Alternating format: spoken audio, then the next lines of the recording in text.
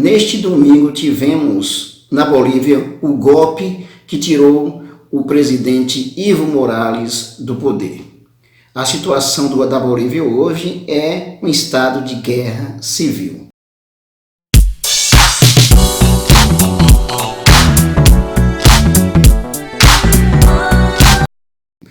E quem iniciou este golpe? Não é? É preciso entender isso. O golpe foi decretado, levado a cabo pela elite boliviana, pelos conservadores, pelo apoio de evangélicos e também teve o apoio do governo brasileiro, de evangélicos brasileiros. Essa onda de golpe que tem se instituído na América Latina, nós tivemos, por exemplo, em 2016, o golpe que tirou do poder a presidente Dilma Rousseff no Brasil. Tivemos a tentativa do golpe na Venezuela e agora o golpe militar, civil-militar, instituído na Bolívia. Bom, esse golpe ele tem o apoio dos fundamentalistas religiosos, dos conservadores. Essa mesma estratégia que é utilizada na América Latina de forma geral, na Venezuela e no Brasil. Que estratégia é essa? Os conservadores eles têm uma visão de naturalização da sociedade, de naturalização das políticas e uma visão bastante retrógrada da sociedade e de democracia. Por exemplo, a elite ela não aceita uma democracia na qual o poder fica na mão do povo. O poder, inclusive, do ponto de vista democrático mesmo, com representantes, governos eleitos pelo povo, como foi o caso no Brasil, na Venezuela e na Bolívia, entre outros países também. Por que é que a elite não aceita perder uma eleição? A elite tem uma visão de mundo colonizadora. Ela tem uma visão de mundo que naturaliza a desigualdade social. A colonização se instituiu em vários países, em vários territórios, como foi o caso do Brasil, os territórios também da América Latina, onde também você encontra aí a Bolívia, a Venezuela, Equador, Peru. E aí você tem uma elite que se instituiu, um Estado de direito liberal, capitalista, que tem uma visão na qual essa visão ela não considera que a população, por exemplo, ela tem os seus direitos também.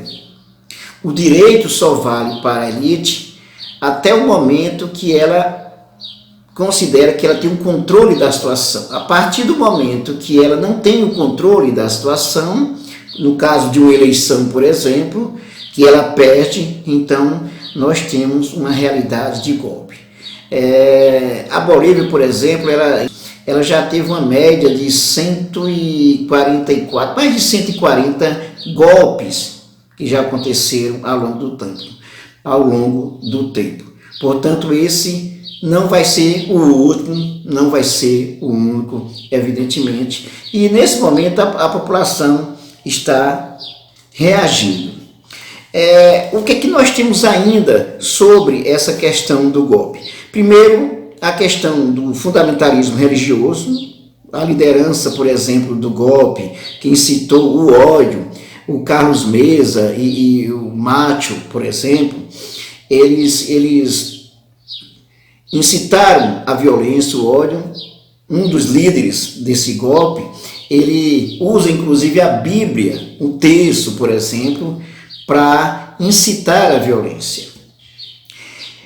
Então usa a Bíblia para perseguir os apoiadores de Evo Morales, a violência. A casa do Evo Morales foi atacada, a irmã do Evo Morales foi atacada, um jornalista que estava fazendo o seu programa foi tirado da rádio, foi colocado, amarrado num poste, agredido pelos golpistas.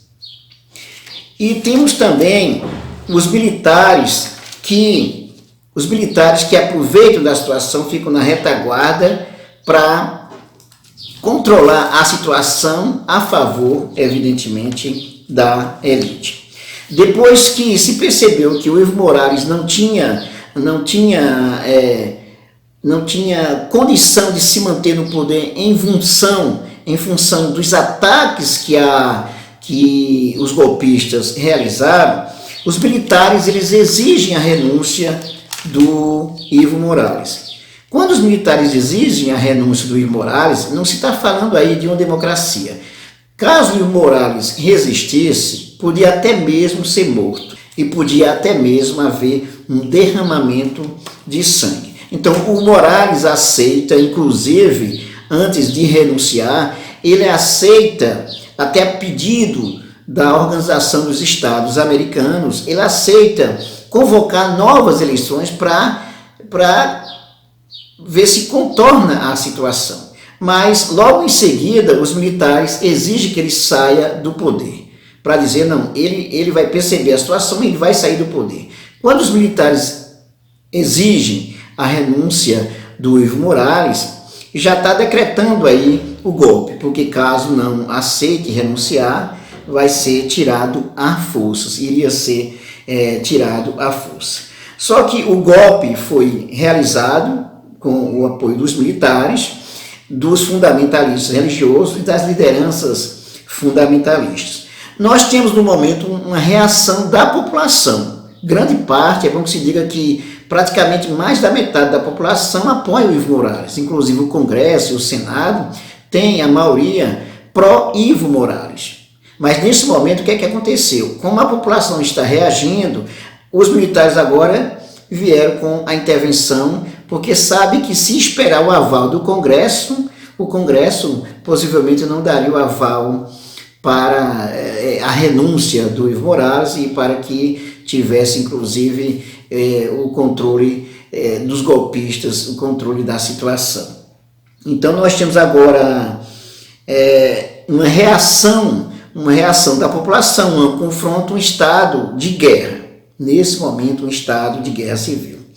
Interessante observar também a reação da elite brasileira, de parte da imprensa brasileira, de parte de representantes da justiça brasileira. Por exemplo, uma procuradora, ela chegou, acho que foi a Monique Schecker, ela chegou a tuitar parabenizando o golpe, parabenizando a ação dos militares na Bolívia que, na verdade, golpearam, aproveitaram a situação e golpearam a favor da elite. E nesse tweet da procuradora, ela deixa inclusive evidente que no Brasil deveria ter acontecido a mesma coisa, ou seja, os militares assumirem o poder. Né? Então daí nós percebemos como o judiciário brasileiro, grande parte do judiciário brasileiro, principalmente dos procuradores, como eles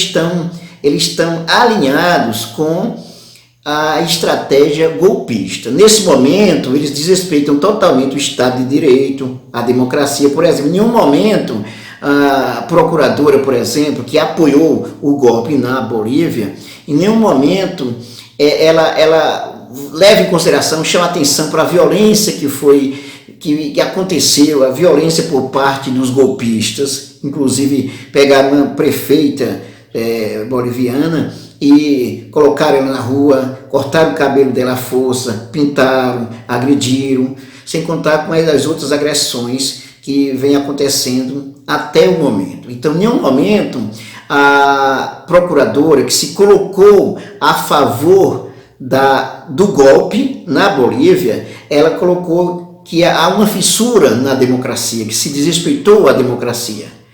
Que no mínimo ela poderia ter feito o seguinte: olha, numa situação de conflitos é preciso acalmar os ânimos e considerar a Constituição, mas claro, no Estado de Direito, para ela, na posição que ela está colocando, esse Estado de Direito só deve servir para os golpistas. Agora está pedindo exatamente que se aceite o momento, que acalme os ânimos, acalme, contanto que os golpistas continuem no poder.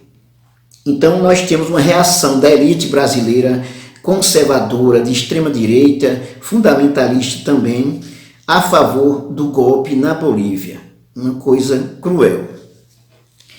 Nós temos também a Organização dos Estados Americanos, que é uma organização, diga-se de passagem, que ela tem a tutela dos Estados Unidos, que no momento que ela percebeu o conflito, ela indicou, ela solicitou que o Evo Morales convocasse novas eleições.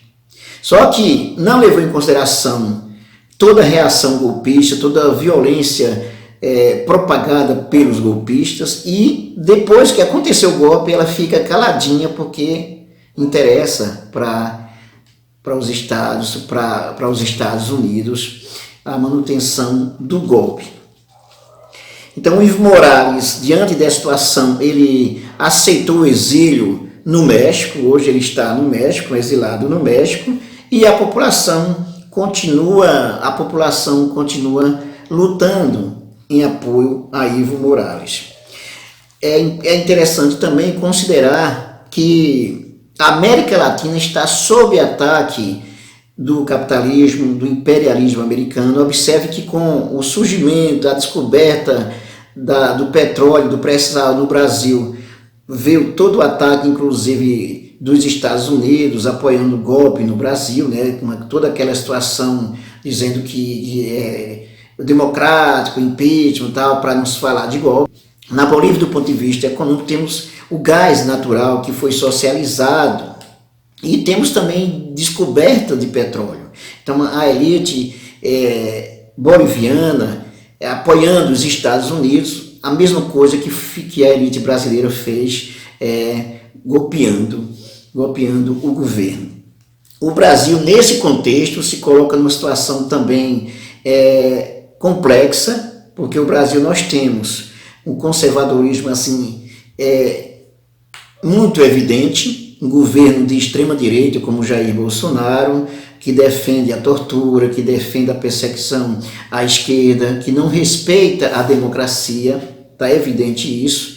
E agora com a libertação, com a liberdade de Lula, os golpistas, o governo brasileiro, o Jair Bolsonaro, o Sérgio Moro e vários golpistas não aceitam a liberdade do Lula e estão fazendo o possível até mesmo para mudar a Constituição.